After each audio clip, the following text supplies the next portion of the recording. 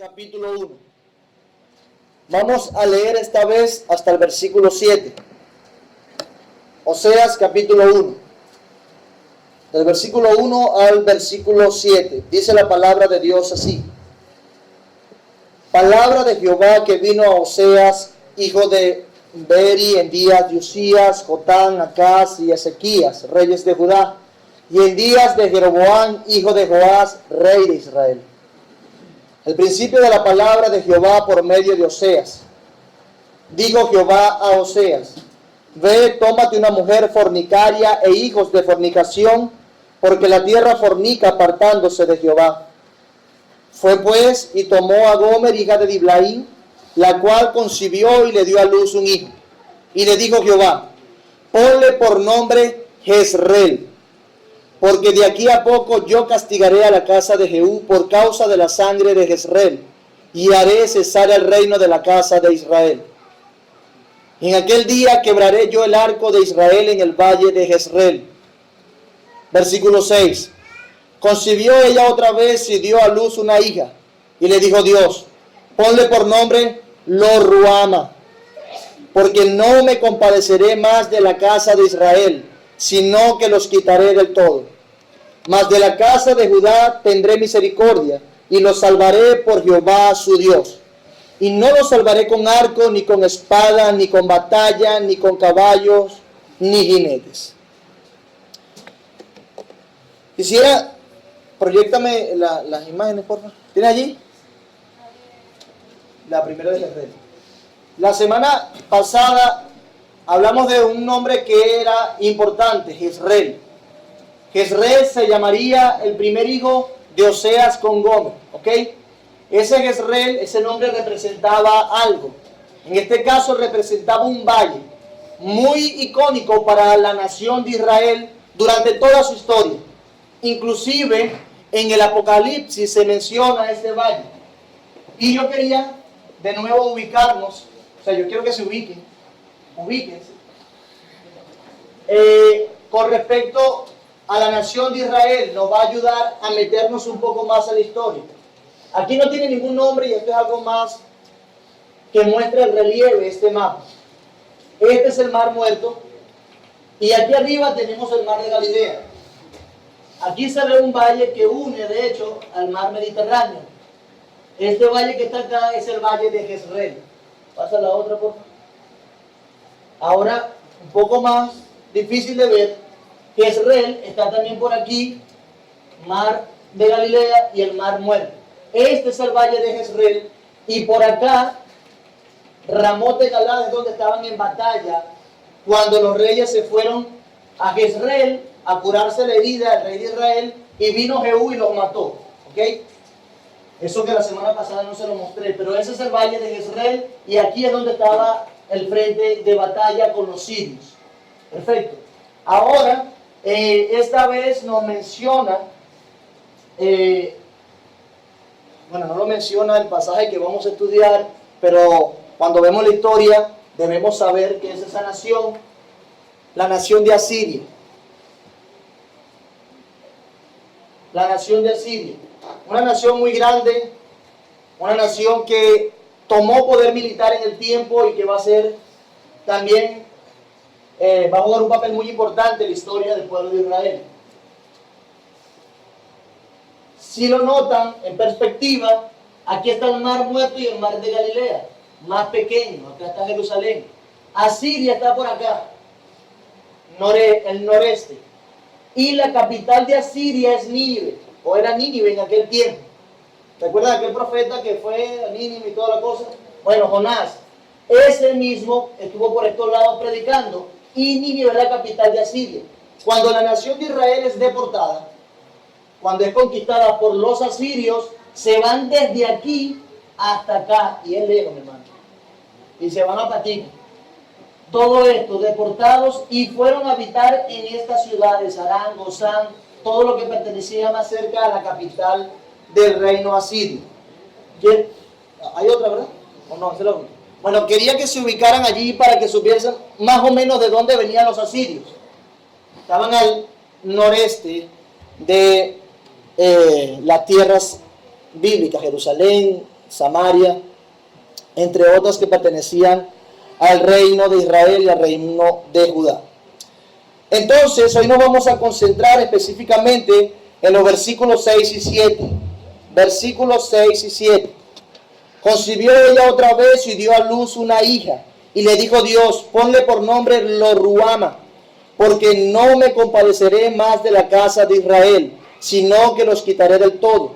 Mas de la casa de Judá tendré misericordia y los salvaré por Jehová su Dios. Y no los salvaré con arco, ni con espada, ni con batalla, ni con caballos, ni jinetes. Nuestro primer sermón, cuando nos acercamos a Oseas, vimos en ese sermón un contexto general, partiendo solamente del versículo 1. Y ese sermón lo titulamos La maldad acumulada del pueblo y la fidelidad de Dios. Luego vimos el primer mandamiento que Dios da a Oseas y la razón por la cual se lo da en el versículo 2. ¿Cuál era el primer mandamiento? Toma a una mujer fornicaria e hijos de fornicación. ¿Y cuál era la razón? Porque la tierra fornica apartándose de Jehová. ¿Cómo llamamos ese sermón? El esposo amó, la esposa pecó. Después de eso estudiamos el segundo mandamiento, que estaba incluido en los versículos del 3 al 5. ¿Cuál era el segundo mandamiento que Dios le dio a Oseas? Que le pusiera por nombre a su hijo Jezreel. Y su razón la da claramente. Porque de aquí a poco yo castigaré a la casa de Jehú por causa de la sangre de Jezreel. Y haré cesar el reino de la casa de Israel. Y en aquel día quebraré yo el arco de Israel en el valle de Jezreel, que es el que acabamos de ver. ¿Cómo se llamó ese sermón? La promesa fiel del justo juicio de Dios a Israel. La promesa fiel del justo juicio de Dios a Israel. Ahora vamos por ¿cuál mandamiento? El tercer mandamiento. Ok, versículos 6 y 7. Concibió ella otra vez y dio a luz una hija. Y le dijo Dios, ponle por nombre Lo-ruama. Y también da la razón de este mandamiento, porque no me compadeceré más de la casa de Israel, sino que los quitaré del todo. Eso es lo que vamos a ver hoy. Vamos a ver el tercer mandato, centrados en el nombre de esta hija. Luego veremos la razón de este mandamiento. Y luego veremos el versículo 7 en particular, que tiene mucho que ver con lo que vamos a ver con respecto a este mandamiento. Entonces, en este caso, según el versículo 6, empezamos a ver una manera diferente de comunicarse. Si ustedes leen el versículo 6, ponga sus ojos en su Biblia y lea el versículo 6. Concibió ella otra vez y dio a luz una hija. ¿Ok? Notemos que ahora dice que Gomer dio a luz. A diferencia del primer hijo que se llamó Jezreel, que dice que Gomer le dio a luz a Oseas un hijo. En el primer caso introduce el pronombre personal en tercera persona le, para enfatizar que ese hijo era de Oseas. ¿A quién le dio un hijo? A Oseas. Le dio un hijo a Oseas. Pero en este caso ese pronombre se omite. Por eso, y aunado a la manera como se desarrolla el libro, a la descripción de Gomer como una mujer inclinada a la fornicación, y a razón de que Dios le dijo a Oseas que tomara para sí no solamente una mujer inclinada a la fornicación, sino también hijos de fornicación, entendemos entonces que esa hija a la cual Oseas debía ponerle por nombre Lo-ruama no era una hija biológica de Oseas. Era hija de Gomer, pero no era una hija biológica de Oseas. Ella dio a luz y Dios le dijo, ponle a esa niña Lo-ruama. Bueno, él la recibió como hija. Él la recibió como hija. Pero esa hija no era de él biológicamente. Y más adelante vamos a ir profundizando acerca de estos hijos de fornicación de Gomer, pero que también Oseas recibe. Ahora, imagínense por un momento, mi amado hermano, identificar de por vida a una hija con ese nombre, Lo-Ruhama. Ya por ahí está medio feo, ¿no? Como se pronuncia. De seguro era un nombre bien difícil de colocar. Todavía uno dice, bueno, Jezreel, suena hasta bonito. Oye, Jezreel, mi hijo se llama Jezreel. Pero en este caso, Lo-Ruhama. Tú dirías, Jezreel, ven acá, Jezreel, ¿dónde estás? Jezreel, ven a comer. Jezreel, ven que te sale vara, Jezreel. Sería un nombre bien para un buen recordatorio, como ya lo vimos el sermón pasado, pero Lo-Ruhama. Lo-Ruhama ya es otra cosa, es otro nivel de nombre. Así como sería difícil y extravagante casarse con una mujer evidentemente inclinada a la fornicación, también sería difícil y muy extraño colocarse a una hija o colocarle a una hija Lo-Ruhama, no compadecida. Es que Lo-Ruhama significa precisamente eso, no compadecida, sin compasión, sin misericordia. Algunas versiones lo traducen como no amada. Lo-Ruhama, sin compasión, no compadecida, no amada. Eso significaba ese nombre. No compadecida, ven acá. No amada, ven acá. ¿Se imagina eso? Y esto hay que verlo más cerca, porque esta frase en hebreo no solo comunica ausencia de compasión, no compadecida, sino que es una frase mucho más personal. Es como si Oseas, en vez de nombrarla sin compasión o no compasión, de manera más general, estuviera diciéndole, no tengo compasión de ti. No tengo misericordia de ti.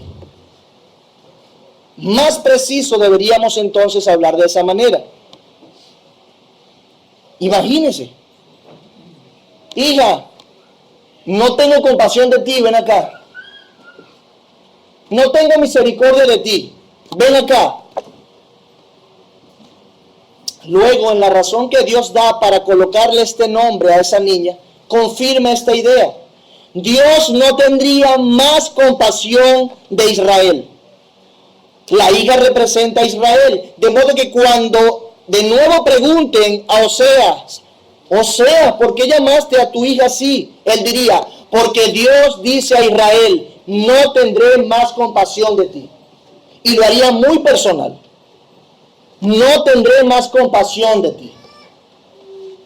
En mi caso, hija, Naomi, ven acá, ten cuidado. En el caso de Oseas, hija, no tengo compasión de ti, ten cuidado. O, hija, no te amo, ten cuidado. Papá, pero ¿por qué me pones ese nombre? Porque el Señor así me dijo, no tengo compasión de ti. Pero detengámonos por un momento aquí. Por un momento. Tipo paréntesis.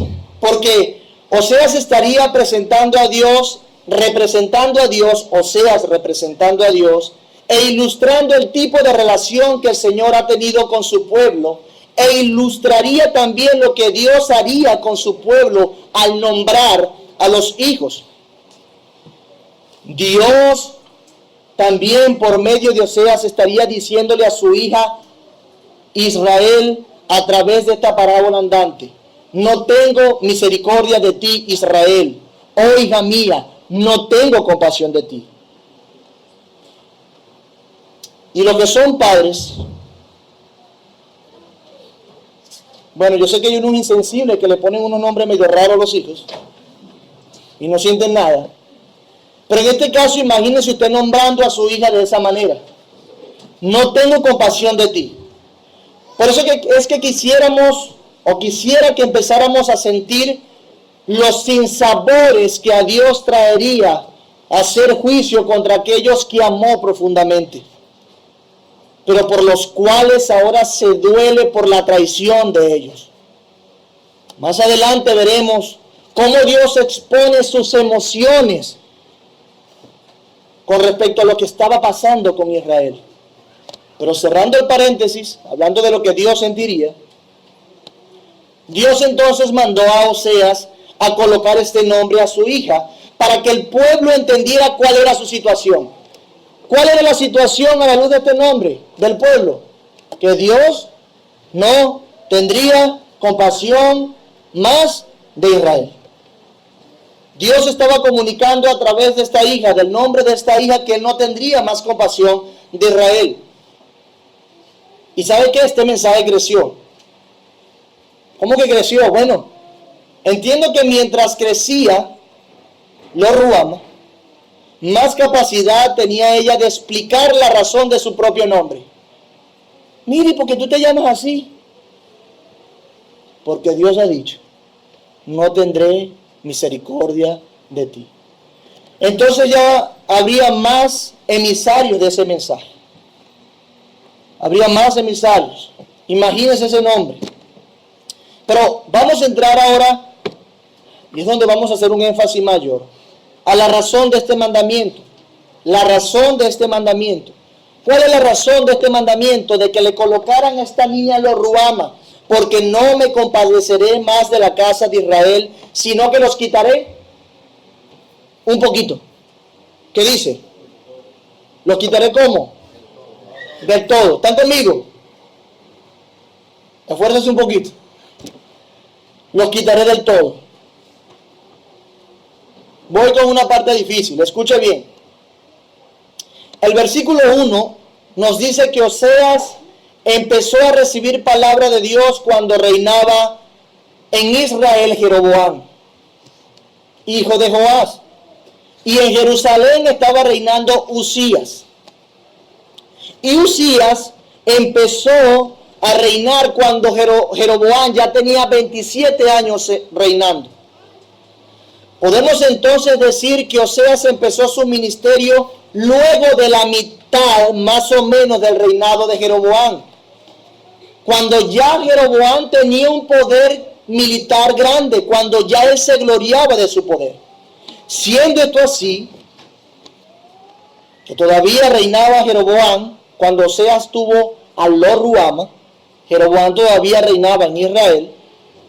Entonces se puede concluir que el orgullo e independencia e idolatría de Jeroboam subestimaría junto con el pueblo las palabras que Dios estaba diciendo a través de Oseas. Sí, ¿qué palabras subestimaría Jeroboam luego de tener ese orgullo tan elevado? Bueno, que Dios no tendría más misericordia de Israel. ¿Qué me importa a mí que Dios no tenga más compasión de Israel? Yo tengo poder militar, tengo una economía sólida, he recuperado las fronteras de Israel. Posiblemente veríamos eso, pero pronto llegaría la ruina de Israel, a pesar de que él la subestimase, predicha por la caída de la dinastía de Jehú, como vimos la semana pasada. Ahora pronto vendría el juicio de Dios. Dios los quitaría por completo como nación. Ya no existirían. Eso es una cosa grande. Ya no existirían como nación. Y es lamentable este hecho porque raerlos por completo, es decir, que literalmente como reino no se levantarían. Como reino no se levantarían. Dice un comentarista, Israel como reino nunca fue restaurado desde el cautiverio de Asiria, como lo fue Judá desde Babilonia, después de los 70 años. Hermanos, si nosotros avanzamos en el tiempo, veremos que también Judá fue deportada a Babilonia. Ellos luego regresan en tiempos del rey Ciro. Dios le da la gracia de regresar, pero a Israel no. Israel no regresa de Asiria. Y más adelante explicaremos eso. Pero vemos allí entonces el justo juicio de Dios que dijo que lo iba a raer por completo a Israel como reino, como nación. Dios usaría su hacha. Según Isaías, ¿cuál es la hacha de Dios para castigar a Israel? Asiria. Los habrían de sacar de sus tierras para que perdieran su identidad, su cultura, sus costumbres, sus políticas, sus principios. Los habrían de sacar de sus tierras para que a fin de cuentas, de una vez por todas, perdieran a su Dios. A fin de cuentas, la nación exiliada se debía al nuevo rey conquistador y su sistema de pensamiento y adoración se debía acoplar a la de la nueva nación. En el mejor de los casos, solo implicaba el exilio moverse de un lugar a otro y pagar tributo.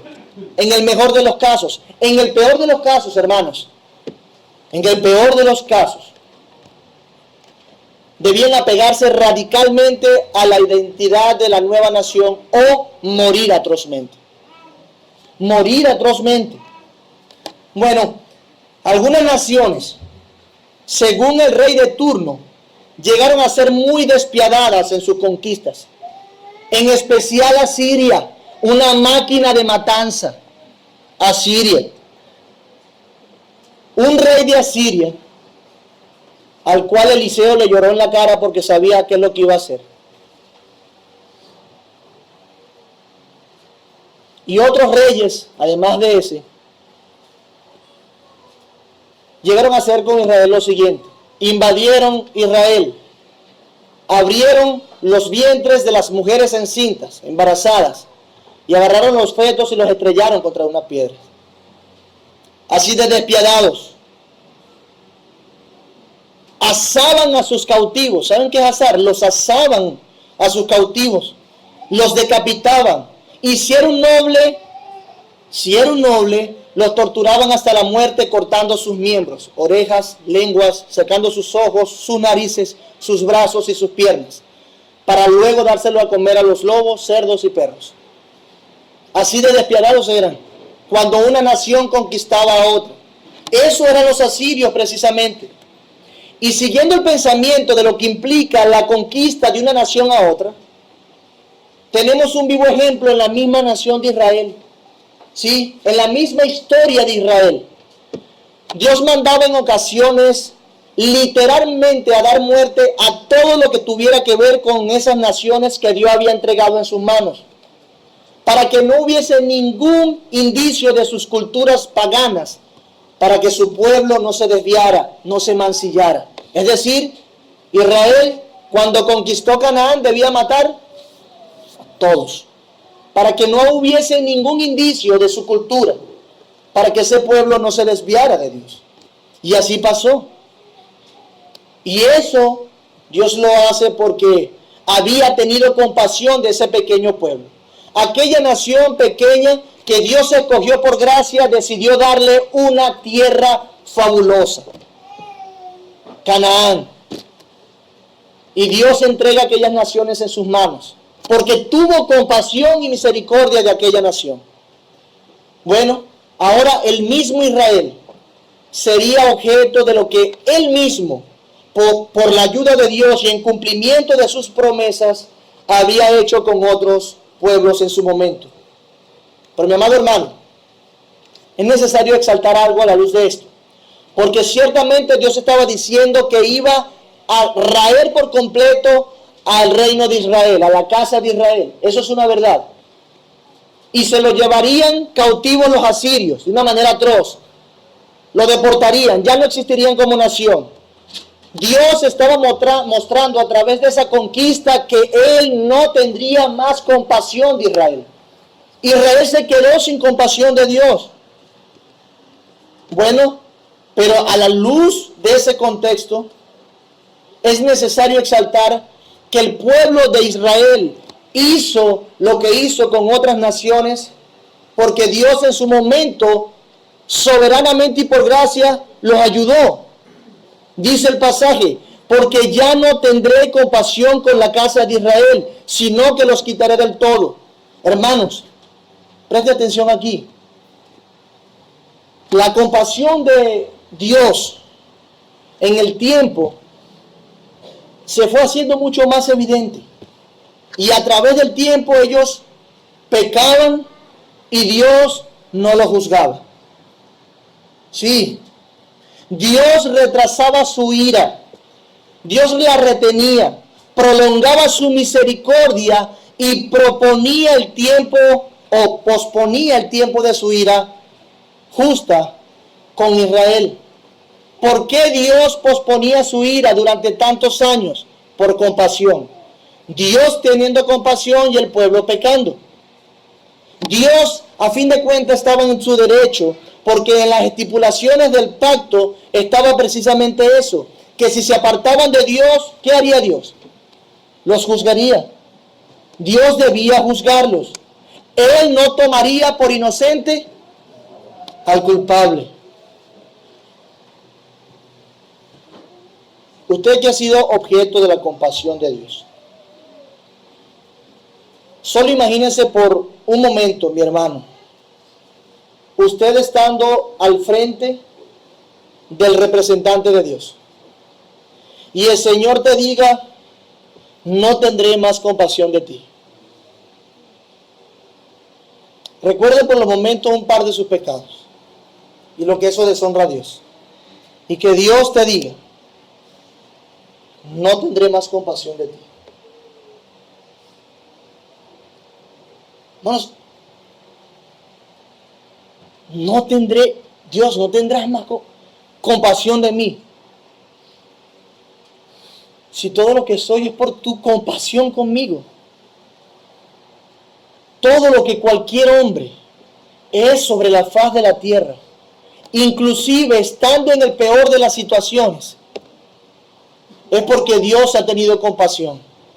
Porque así como no se comparan estos sufrimientos con la gloria venidera para el creyente, ¿sabe qué? Tampoco se comparan estos sufrimientos en la tierra con estar sin la compasión de Dios eternamente. Eso es incomparable. Rechazado deliberadamente por Dios. ¿A quién tenemos sino a Dios? ¿Nos imaginamos qué es estar sin compasión de Dios? Sin la compasión de Dios sobre la faz de la tierra. Eso es algo duro, atroz. Experimentar el juicio eterno sin una pizca de compasión del único que puede aplacar, saciar, aliviar, apaciguar, sosegar el dolor y el sufrimiento es algo terrible que nadie quisiera pasar, por lo que nadie quisiera pasar, ni siquiera el más perverso. Si supiera lo que implica estar sin la compasión de Dios, se atrevería a decir: no importa. Ni siquiera el más perverso. Pero precisamente ahora Israel, por su deslealtad, por su pecado, habría de experimentar la falta de compasión de parte de Dios. Qué grave esto. Mi hermano, qué grave es esto. Y en consecuencia serían quitados del todo. No existirían como nación. La vergüenza de esta nación sería inmensa. La nación que en un momento se vio respaldada por Dios en las más difíciles ocasiones, ahora sería para burla y menosprecio de las naciones. Una más del montón. No, menos que una más del montón. Menos que una más del montón.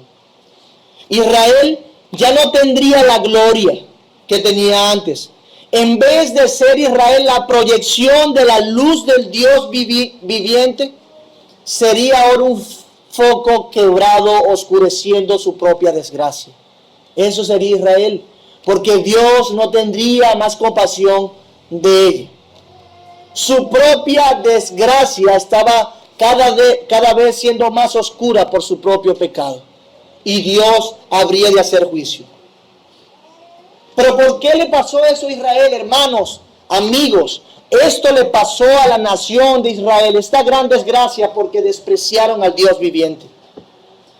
Despreciaron a la verdad más grande que siempre estuvo frente a ellos, su Dios, su Salvador, su pastor, su ayudador. Sacar a Dios de la ecuación es apostar a la ruina. Sacar a Dios de la ecuación es apostar a la ruina. Es algo duro. ¿Saben qué triste es? analizar cuando te metes en la historia y analizar acertadamente que es probable que muchos que fueron deportados a Siria aceptaran la vida y la cultura de sus captores y perdieran su identidad.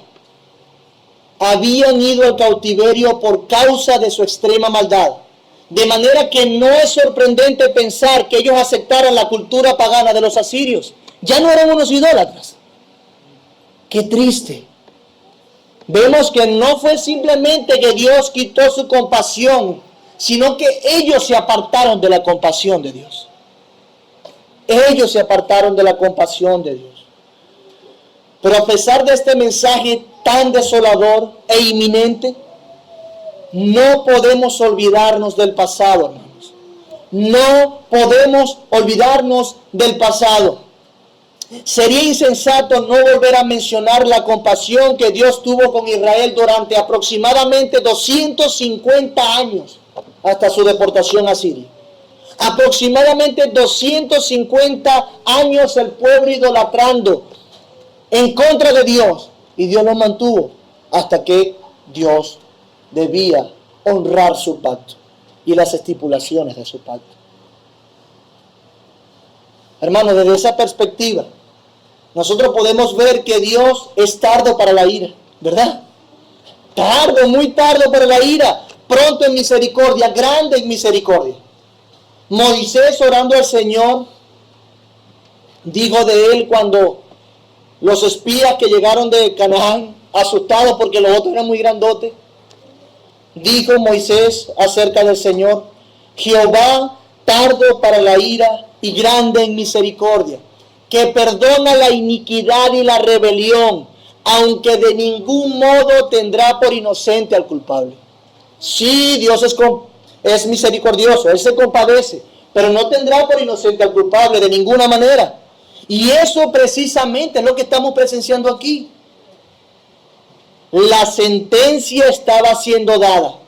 Israel estaba siendo imputado por los cargos de idolatría, por haberse apartado del Señor con quien entró en pacto.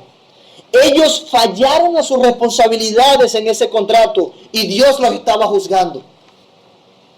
¿Por qué? Aunque es tardo para la ira del Señor y grande en misericordia, de ninguna manera Dios tomará por inocente al culpable. Él es un Dios justo. Más o menos 250 años de compasión cuando el pueblo estuvo sumido en un desprecio abierto y descarado contra el Señor. 250 años de compasión. Es más, nació Jezreel, nació Lo-Ruhama, y el pueblo seguía en pie. El Señor hasta ese momento seguía siendo misericordioso, compasivo, paciente. Dios deseaba que el pueblo se arrepintiera de sus pecados al escuchar las terribles palabras de juicio. Pasarían todavía 50 años aproximadamente hasta que llegara el momento de que fueran deportados. 50 años faltaban todavía. Dios esperando que se arrepintieran, teniendo compasión y misericordia. Dios compasivo. Dice Segunda de Reyes 17, 13 y 14, donde se narra el momento en que fue deportado Israel a Siria. Dice Segunda de Reyes 17, 13 y 14. Jehová amonestó entonces a Israel y a Judá por medio de todos los profetas y de todos los videntes. Es interesante esto porque cuando se escriben estas palabras, justamente después es que de que Israel haya sido llevado cautivo a Siria. Y lo que concluye el autor de Reyes es: Jehová amonestó entonces a Israel y a Judá por medio de todos los profetas y de todos los videntes, diciendo: volveos de vuestros malos caminos y guardad mis mandamientos y mis ordenanzas, conforme a todas las leyes que yo prescribí a vuestros padres y que os he enviado por medio de mis siervos los profetas. ¿Y saben qué hicieron ellos? Dios enviando y enviando y enviando profetas y enviando su palabra, diciéndole que se vuelvan, arrepiéntase, ¿Y sabe qué hizo el pueblo? Versículo 14. Mas ellos no obedecieron. Antes se endurecieron su cerviz. En vez de ablandarse, se endurecieron. Ellos endurecieron su cerviz como la cerviz de sus padres, los que 250 años de antes le presidieron, los cuales no creyeron en Jehová su Dios. Fíjense cómo termina. No creyeron en Jehová su Dios. Si ellos no creyeron, entonces Jehová no era su Dios. ¿Cierto? O sea, tú no crees en Jehová, entonces Jehová no es tu Dios. Pero el autor dice, no creyeron en Jehová su Dios. Porque precisamente Jehová era su Dios por pacto. Y no creyeron en él. Volveos de vuestros malos caminos. Volveos, le decía Dios durante todo ese tiempo. Volveos, tendré compasión de ustedes, arrepiéntanse, guarden mis mandamientos, vengan a mí, guarden mis ordenanzas, y yo tendré misericordia. Arrepiéntanse, Dios le decía, una y otra vez por medio de los profetas, de los videntes. Dios teniendo compasión. De la misma manera, usted, amigo, que no ha creído en Cristo y se ha resistido muchas veces, Dios está diciéndole una y otra vez, vuélvete a mí, porque después será muy tarde. Arrepiéntete de tus maldades y cree en mí, y serás salvo. Tendré compasión de ti. Hasta la declaración de juicio de parte de Dios es una muestra de compasión. Dios dice, va a haber un juicio final. Vengan a mí, yo los perdonaré, para que no sean condenados eternamente. Está declarando un juicio, pero está teniendo misericordia, anticipando, advirtiendo, vuélvanse a mí, una y otra vez. Hermanos, eso es ser tardo para la ira y grande misericordia. Eso es ser tardo para la ira y grande misericordia en todos estos años. Igualito a nosotros, ¿verdad? Igualito a nosotros, igualitico. 2 horas y no hemos recibido una respuesta afirmativa del agresor y ya queremos justicia. Ya queremos que la sangre corra como señal de que se está haciendo justicia a nuestro favor. No han pasado unos días, ni siquiera unos meses, y ya hemos esperado mucho. Se nos acaba la misericordia, ya esperé mucho. Igualitos somos nosotros al Señor, ¿verdad? Dispuestos a ser compasivos y tardos para la ira. Hermanos, de verdad que nosotros no hemos sabido tratar con los otros como Dios ha tratado con nosotros. No hemos sabido tratar con nuestro prójimo, ni con nuestros hermanos, ni con nuestro esposo, esposa, familiares, como Dios ha tratado con nosotros. ¿Cómo? Con compasión. Tardo para la ira. Que no me prenda porque de una vez exploto. O solamente a mí me pasa con mi esposa. A nosotros nos identificarían más bien con la frase, rápidos para la ira, grandes en condenar. ¡Qué grandes jueces! ¿Cómo hacen justicia? El Señor tenga piedad de nosotros. Pero para desgracia de Israel, ahora Dios traería gloria a su nombre. Dios sería muy glorificado, no tomando por inocente al culpable. No tomando por inocente al culpable. ¿Quién sería el culpable? ¿Quién sería el culpable en esta historia? Israel. Entonces Dios no debía tomarlo por inocente. Porque no me compadeceré más de la casa de Israel, sino que los quitaré del todo. Los quitaré del todo. Pero hay una consideración que se introduce en este pasaje. Y es la del versículo 7. Es como si les dijera ahora, consideren esto. Fíjense que se refirió a Israel. Ahora incluye una consideración en el versículo 7. Dice el versículo 7. Mas de la casa de Judá tendré misericordia y los salvaré por Jehová su Dios. Y no los salvaré con arco, ni con espada, ni con batalla, ni con caballos, ni jinetes, A diferencia de ustedes, Dios le estaba diciendo, a diferencia de ustedes, de la casa de Judá sí tendré misericordia. ¿Sí? Es interesante esta introducción de estas palabras a favor de Judá. Es la primera vez en el libro que se hace mención a Judá con respecto a la misericordia o el juicio. Noten la escena. Noten la escena. Oseas hablando a Israel, predicándole, dando un mensaje duro, difícil, determinante, y luego introduce unas palabras para Israel. Unas palabras para Israel, y esas palabras para Israel eran favorables con respecto a Judá, en contraste con lo que estaban diciendo de sí mismo. Es decir, Israel será raído por completo, mas a Judá de Judá tendré misericordia. ¿Sí lo ven? Ustedes serán reídos, pero a ustedes mismos les digo, entérense que Judá va a tener misericordia de mi parte. Pero piensen por un momento, ¿será que Dios quiere decirle esto solo de manera informativa a Oseas para que lo tenga en mente? ¿O era parte del mensaje que debía dar a Israel?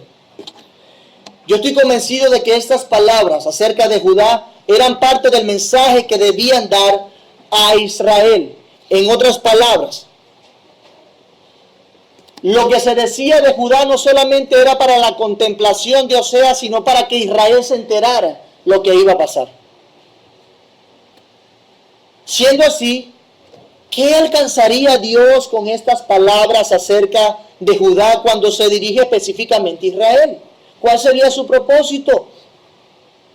Bueno, podemos interpretar que seguro estas palabras también llegarían a Judá para que supieran algo de su futuro. Sin embargo, el destinatario principal de Oseas era Israel.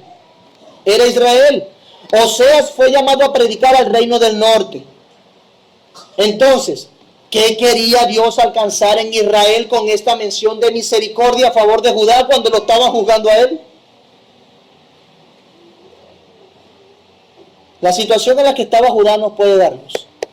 Vamos a hablar brevemente de Judá. ¿En qué situación estaba Judá cuando se le decían estas palabras a Israel? Vean el versículo 1 en su Biblia. En el versículo 1 nos dice que Oseas empezó su ministerio en tiempo de Jeroboam, que estaba reinando en el norte, y en tiempo de Usías, que estaba reinando en el sur, ¿cierto? ¿Están en el versículo 1? Ok. Mientras Jeroboam reinaba en Israel, en Judá pasaron dos reyes, Azarías o Usías. Azarías es el mismo que Usías, y su papá Amasías. Se dice de estos dos reyes, tanto de Usías como de Amasías, que tuvieron un reinado en Judá bien favorable. Ellos hicieron lo recto delante de los ojos de Dios. Este Usías que se menciona aquí, en días de Usías, dice el versículo 1, ese Usías y su papá, es decir, el rey que estuvo antes que él, tuvieron un reinado en Judá favorable. Dice las escrituras que hicieron lo recto ante los ojos de Jehová. Tanto Amasías como Usías siguieron las pisadas del rey Josías, uno que estaba antes que ellos. Recuerden aquel rey que fue apartado y escondido por unos sacerdotes y por su tía, ¿se recuerdan? Bueno, ese es el rey Josías, que es el abuelo de Usías. Y estos tres reyes hicieron lo bueno delante de los ojos de Dios, lo recto. Aunque dice la Biblia que hicieron lo recto delante de los ojos de Dios, la Biblia hace una salvedad con respecto a ellos. Y ellos dicen, dice la Biblia, que ellos hicieron lo recto ante los ojos de Dios, pero no como su padre David. ¿Por qué? Porque no derribaron los altares altos y el pueblo aún sacrificaba a otros dioses.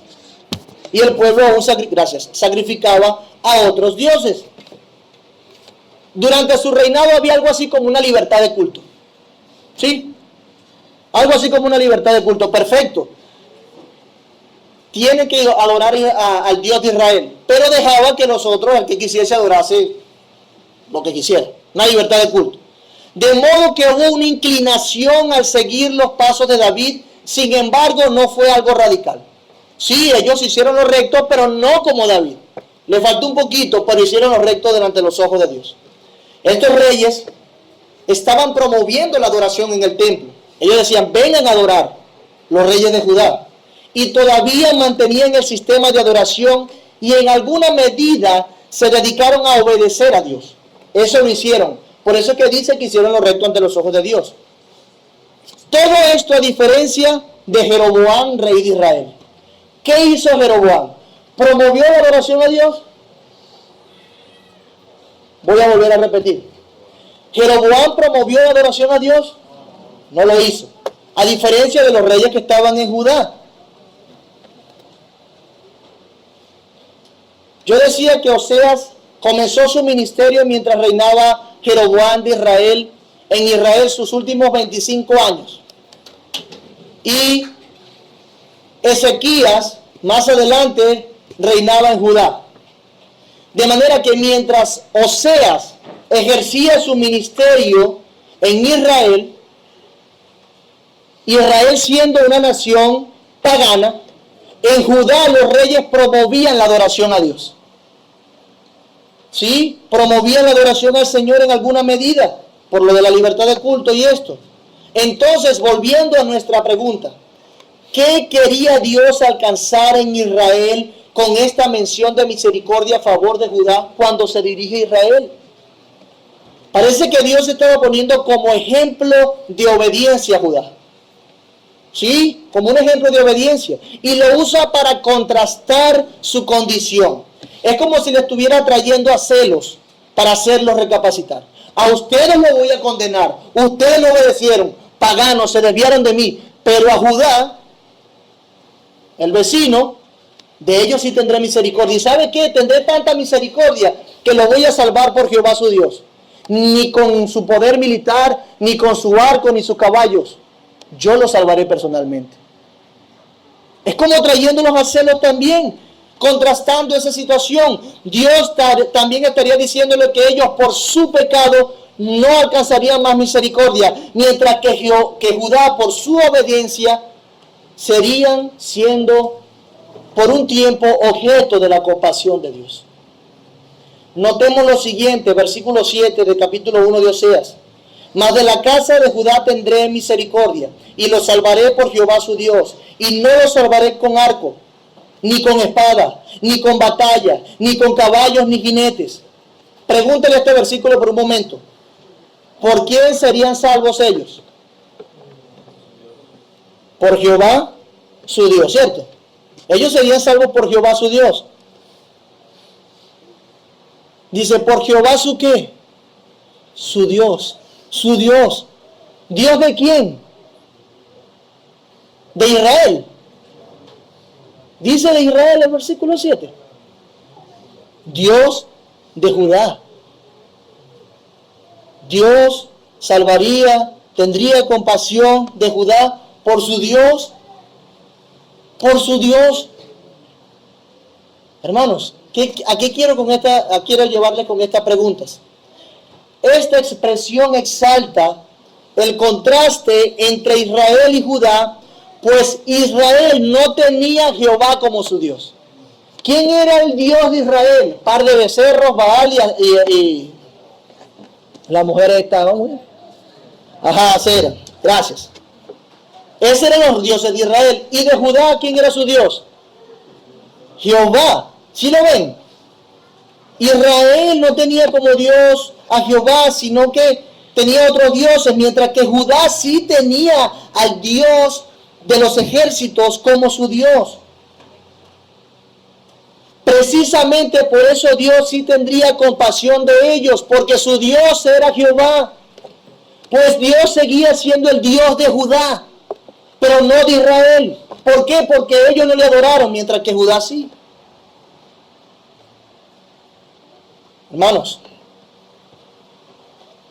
Dios tuvo compasión de Judá, y no de Israel. No porque él deliberadamente quiso, diríamos por ahí, medalaganariamente. No. Dios no tuvo compasión de Israel y tuvo compasión de Judá porque Israel desechó a Dios. Al Dios de su compasión lo desechó. Dios salvaría a Judá porque él era su Dios todavía. Ellos le adoraban en alguna medida, ¿sabe? Pero ¿cómo lo salvaría? Con arco, con jinetes, con caballos, con espada, con batalla. En otras palabras, escuche bien esto y reflexione en las predicaciones pasadas. Dios salvará a Judá con poder militar. ¿Lo salvará con el arco de Judá? No, lo salvará por Jehová su Dios. Mientras Jeroboam y el resto de los reyes de Israel confiaban ¿en qué? En su poder militar. ¿En qué más confiaban? En sus alianzas con otras naciones. Aquellos que confiaban en Jehová, Dios mismo lo defendería. Eso es lo que dice la palabra, Salmo 5:11. Pero alégrense todos los que en ti confían. Den voces de júbilo para siempre, porque tú los defiendes. Porque tú los defiendes. Judá tenía como Dios a Jehová de los ejércitos y Dios habría de defenderlos. Sí, y así pasó, mi hermano. Dios defendió a Judá. En serio. Una nación fue ganando territorio y poder. ¿Cuál fue esa nación que fue ganando territorio y poder en todo este barajuste? Bueno, será Asiria, que tenía como capital Nínive. Uno de sus reyes, los reyes de Asiria, fue a pelear contra Israel y se llevó cautivo una parte del reino del norte. Luego, unos años después, otro rey de Asiria, que se había hecho mucho más poderoso que el que vino primero, este sitió por 3 años a Samaria. 3 años sitió al reino del norte, la capital del reino del norte. Cuando lo sitiaban es que no entraba comida, agua, nada entraba a esa ciudad. Imagínense la condición en la que estaba por 3 años sitiado. Un bloqueo, pues. Algo así más o menos. No entraba nada. Era peor que un bloqueo, lo que conocemos ahora como un bloqueo. Luego de 3 años, este rey conquista por completo a Samaria y se lleva cautivo a Israel. Se lo lleva completamente, se lo lleva cautivo a Siria. Ya Israel no está. Israel está por allá en Nínive, en un río que le llamaban Gozer, por allá. Pero todavía quedaba en pie una nación. ¿Cuál era? Judá. Perfecto. Unos 10 años después, que fue cautivo Israel a Siria, se levanta contra Judá a Siria queriendo hacer lo mismo que hizo con Israel. Pero el rey que venía contra Judá era más fuerte que el otro rey que se llevó cautivo Israel. Pero precisamente en ese tiempo estaba reinando Ezequías, el rey Ezequías, muy famoso, rey que promovió uno de los grandes avivamientos en Judá.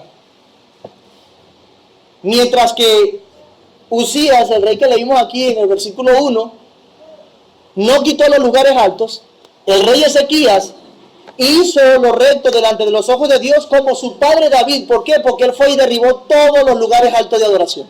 Eso sí lo hizo Ezequías. Y ese era el rey que estaba reinando cuando Asiria quería arremeter contra Judá. Este es el rey Ezequías. ¿Sabe qué hizo? Convocó a todo el pueblo a adorar. Aquí se adora a Dios y a más nadie. Hizo lo que Dios quería que hicieran. Este hizo conforme a todas las cosas que había hecho David su padre. Entonces, para hacerles corto el cuento, Dios libra a Judá de mano del poderoso e implacable ejército asirio. Dios lo libra personalmente. El poderoso y temible rey asirio quería amedrentar a Ezequías. Lo amedrentó, él se asustó. Lo amedrentó. Diciéndole descaradamente, mira lo que le decía las palabras. ¿Cómo tú pretendes, Ezequías, oponerte al rey Dios? Y ninguno de los dioses de aquellas naciones lo ha salvado. ¿Cómo es que Jehová te va a salvar a ti? Eso se lo dijo al rey. Se lo mandó el Raxacet específicamente. se lo mandó a decir al rey Ezequías. ¿Cómo? ¿Qué Dios es el tuyo que te va a salvar? Dios no te va a salvar nada a ti. ¿Qué es Jehová? Que tú quítate los lugares altos, no importa, Dios no te va a salvar. ¿Sí? Eso fue lo que le dijo. ¿Y sabe qué? Tenía por sí aproximadamente este rey asirio 158,000 soldados cerca de Jerusalén para hacerle guerra y llevarse los cautivos. Luego, Ezequías, amedrentado y asustado, le pide ayuda a Dios humillado. ¿Y sabe qué pasó luego que Ezequías le pidió ayuda a Dios? Señor, mira aquel que está blasfemando contra tu nombre. ¿Sabe qué pasó? Dios lo ayudó. Porque no le pidió ayuda a Egipto o a Siria. No se adoró ante los becerros de oros ni a Baal. Fue y suplicó la ayuda de Dios humillado y Dios lo salvó. Porque Jehová era su Dios, él buscó la ayuda de su Dios. ¿Y Dios qué tuvo? Compasión de él. ¿Y saben cómo lo salvó? Segunda de Reyes 19:35. Y aconteció que en aquella misma noche salió el ángel de Jehová y mató en el campamento de los asirios a 185,000. El ángel de Jehová peleó por ellos. Ellos estaban orando y ¿saben qué estaba peleando? El ángel de Jehová estaba peleando por ellos. Y mató nada más y nada menos a 185,000. Y cuando se levantaron por la mañana, el pueblo, después de ese ayuno, de esa vigilia que seguramente hicieron, he aquí que todo era cuerpos de muertos.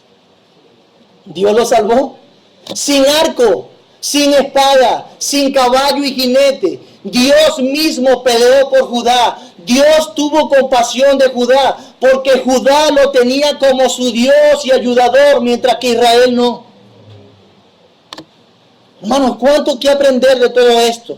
¿Cuánto que decir?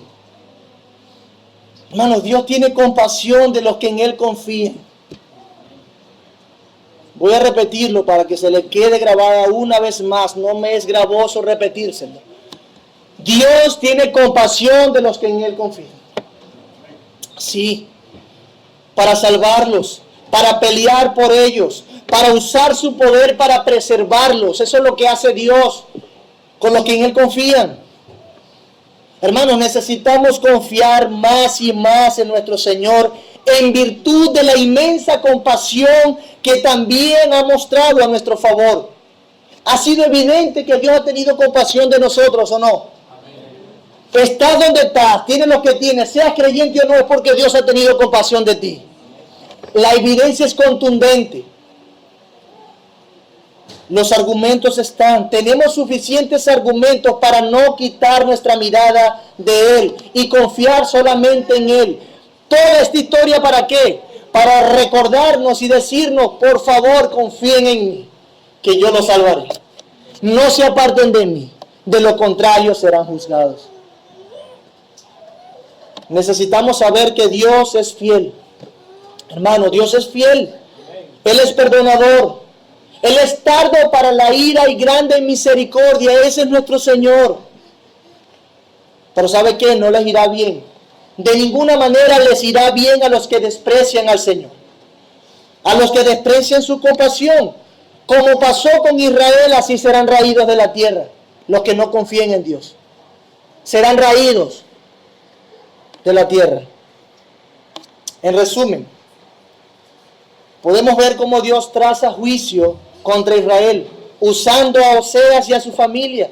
Dios declara que no se compadecerá más de Israel por cuanto ellos no lo amaron, no lo adoraron como Dios. Es más, Israel no quería contar con Dios. Aunque Dios durante siglos les había preservado, les había amado, había sido compasivo con ellos, les envió una y otra vez profetas para que se volvieran a Él, para que se arrepintieran, pero no lo hicieron, se rebelaron y rechazaron la compasión de Dios. Pero de Judá tendría misericordia, hasta unos años después, que es deportado a Babilonia, pero Dios tendría misericordia de Judá, porque Judá lo tenía como su Dios, y por cuanto Jehová era su Dios, Él le ayudó. Asiria vino mucho más poderosa de lo que vino contra Israel. Y sin embargo, Dios los defendió. Él mismo mató 185,000 hombres porque tuvo compasión de Judá. Pues ellos le buscaron en la angustia. Ellos le buscaron en la angustia. Y así como Dios lo prometió en su pacto y para los que le temen, los libró. Sí, Dios los libró. ¿Qué puedo hacer yo entonces, mi amado hermano, para que usted, escuchando todo esto, estas verdades calen en sus corazones? Yo no puedo hacer mucho, más que recordar una y otra vez y orar que el Espíritu Santo obre en nosotros. Solo quiero recordarles entonces que el Señor ha sido compasivo. Sí, muy compasivo. Seamos compasivos entonces. ¿El Señor ha sido compasivo contigo? Pregúntatelo. ¿Sí o no? Sé compasivo con nosotros. Sé empático con nosotros. Recordarles también que el Señor ha tenido misericordia de nosotros cuando no lo merecemos. ¿Sí? Ha tenido compasión cuando tú no lo mereces. Seamos entonces propicios al amor de Dios, ya que Él nos amó primero. Ahora nosotros amemos a Dios y exaltémoslo como nuestro único Dios, como nuestro único Señor. Derribemos los lugares altos de adoración de nuestros corazones y dediquémonos solamente a la adoración a Dios. Alejémonos de la idolatría, no de las estatuas esas de hacer y toda la cosa, sino de la idolatría de corazón. Alejémonos de esa idolatría. Respondamos en adoración y piedad a Dios. Dios, me has amado, has tenido compasión, ayúdame a ser piadoso. Ayúdame a adorarte con mi vida. No confiemos en nuestras fuerzas. No confiemos en nuestros recursos. No confiemos en nuestras habilidades, posiciones, conocimiento, intelecto. Confiemos en el que nos ha dado todo eso. ¿Y sabe qué? Seguro nos salvará. Seguro nos salvará. Entiende, mi amado hermano, escúchame, que si tú estás afligido, si estás muy afligido por tu propia maldad, si tu pecado te ha alcanzado y no encuentras esperanza y sosiego, recuerda que Dios es tardo para la ira y grande en misericordia. Y si tú le buscas humillado, como lo buscó Judá, si le buscas arrepentido, atendiendo a la voz de advertencia que Él da y atendiendo a sus promesas, las cuales Él ofrece, de seguro Dios te salvará.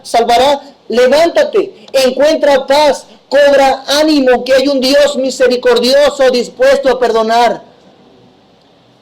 Consuélate en los brazos del Señor, que es grande en misericordia, tardo para la ira. Él te ha de perdonar si vienes humillado, arrepentido, buscando la ayuda de tu Dios. Pero hay de aquellos que resisten. Hay de aquellos que en su angustia y abrumados por su maldad van en pos de otros dioses, buscando esquivar el juicio de Dios o encontrar sosiego, evadiendo su propia condición, yendo más y más lejos de Dios. Algunos inclusive, confiando en sus estrategias y en lo bien que se hacen las cosas para ocultar su propio pecado, esquivan la vergüenza, buscando satisfacer sus propias expectativas, que terminan siendo idolatría. Ay de nosotros si rechazamos a Dios.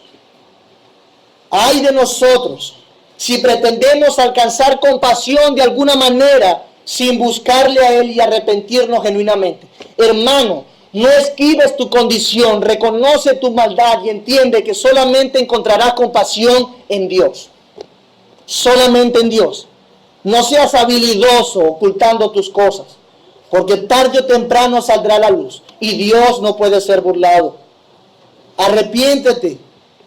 Y quiero que sepas tú, mi hermano, que nosotros como creyentes, como aquellos que nos identificamos con la cruz de Cristo, nosotros que somos parte de la iglesia del Señor, hemos alcanzado compasión, misericordia de Dios.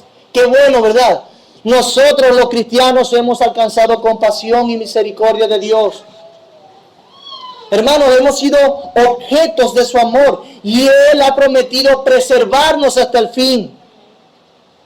preservarnos hasta el fin a pesar de nosotros, por los méritos de Cristo. Pero yo quiero recordarte que esta verdad no es una autorización para pecar. El pacto incondicional de Dios con su iglesia no es una licencia para darnos o entregarnos a nuestro pecado. Hermanos, por favor, recuerda que el evangelio que te salvó es el evangelio que te salvó para ser santo. Para ser santo. No teniendo la libertad como pretexto para satisfacer tus propias pasiones. Pero ese evangelio que nos salvó dice que para que tú y yo tengamos el inmenso y eterno beneficio de la compasión de Dios, otro tuvo que ser la mofa. Tú debías ser la mofa, yo debía ser la mofa. Pero para que nosotros ahora tuviésemos la compasión de Dios eternamente, otro tuvo que ser la mofa. Otro tuvo que ser el objeto de juicio de Dios. Sí. Para que tú y yo seamos ahora partícipes de su compasión, el Señor Jesús tuvo que morir en una cruz. Él tuvo que ser despreciado y condenado por el Padre para que nosotros seamos, mejor dicho, para que nosotros no seamos condenados. ¿Sabe qué? En términos más del pasaje, uno tuvo que ser raído para que tú y yo no fuéramos raídos. Uno tuvo que ser dejado por completo para que tú y yo no seamos dejados por completo. Cristo tuvo que ser abandonado por Dios para que tú no seas abandonado y apelaras eternamente a la compasión de Dios.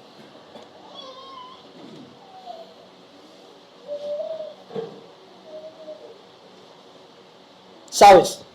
Jesús, nuestro Señor Jesús, tuvo que llegar a ser para Dios lo ruamo.